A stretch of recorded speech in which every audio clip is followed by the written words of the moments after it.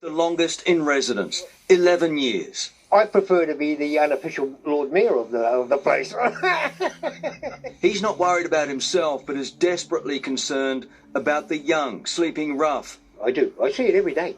I see it every day. In growing numbers. You got to do something more for the young ones. You know, they can't start off like this.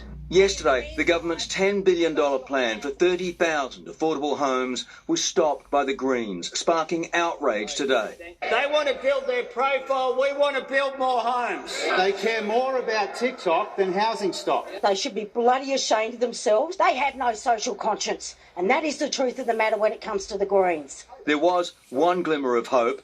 The Greens are prepared to compromise. The Greens insist the affordable housing plan isn't dead, just deferred until October in an attempt to get National Cabinet to first address the nation's rental crisis. But at Waterloo today, the 4-month delay was slammed by one peak body saying 8,000 dwellings could have started on sites like this. It's about 25,000 Australians are going to have to sit and wait if they do nothing until October. They've got approval for 74 social housing dwellings here. 1/3 of residents on site will be women and children escaping domestic and family violence. And another 2,000 disadvantaged on their waiting list.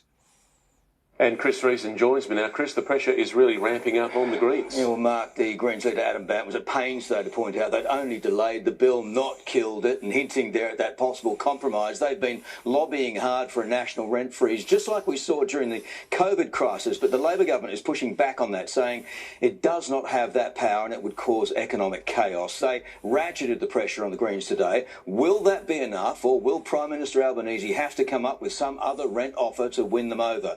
Either way, it looks like we're waiting until October for an answer. Mark.